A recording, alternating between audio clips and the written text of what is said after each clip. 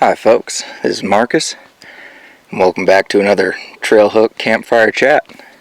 This camping trip I was on was all about fishing, and so I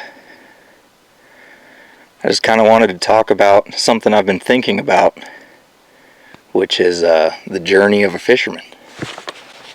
So stay tuned.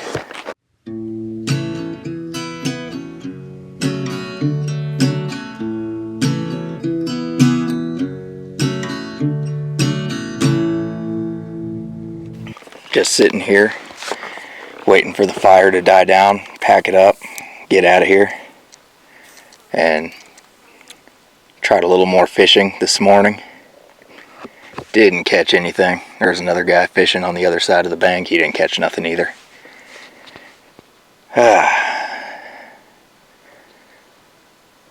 So I've been fishing since I was 5 years old. I still remember the first fish I ever caught. It's a little bluegill on a bobber. I was so excited. And I think fishing, and kind of has this in common with hunting as well, which I grew up doing, which is when you get started, it's all about getting the limit, you know. It's almost like a bloodlust kind of thing, where you're like, yeah, I'm gonna get them. That's all you're focused on, is just catching and getting, and then you start to target, you know, as you get better, you start to target more selectively. You know, you're looking for trophy fish, you're looking for the big one. And then I think there's a step beyond that, where it just becomes about the experience. And I think that's important to remember.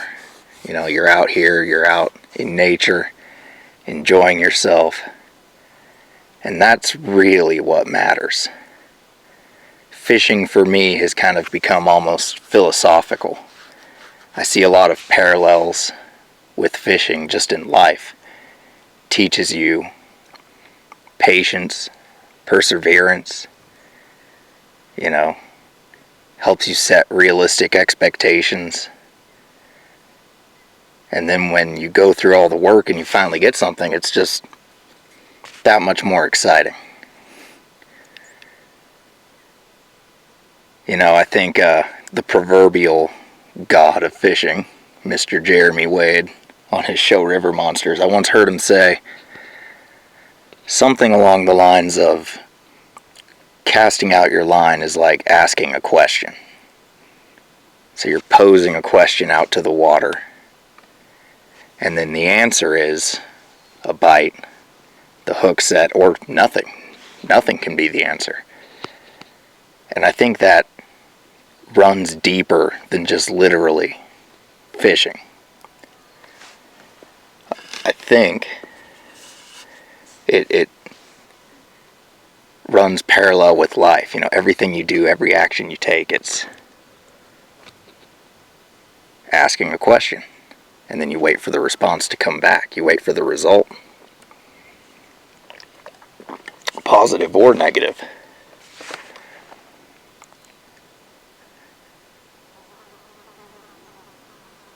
So I appreciate you guys coming along on this journey. It's not just the journey of a fisherman, it's the journey of life. It's figuring things out. Now I get to teach my kids fishing. They weren't here on this trip, they've got school, but I got to teach my wife fishing, got to see her catch her first fish. All of that's just indescribable. It's awesome. And I think it's really important to, when you're out here, wherever you're at, even if it's just a local pond, you know, right there in whatever town you live in, just to appreciate the opportunity to get out, connect with nature through an activity that I think teaches so much. Obviously, it teaches patience. I think it teaches a curiosity. You know, I think that's half of fishing. It's what's under the water, what's there. And when you get to pull something up, you get to a little window into that creature's world, that animal's world.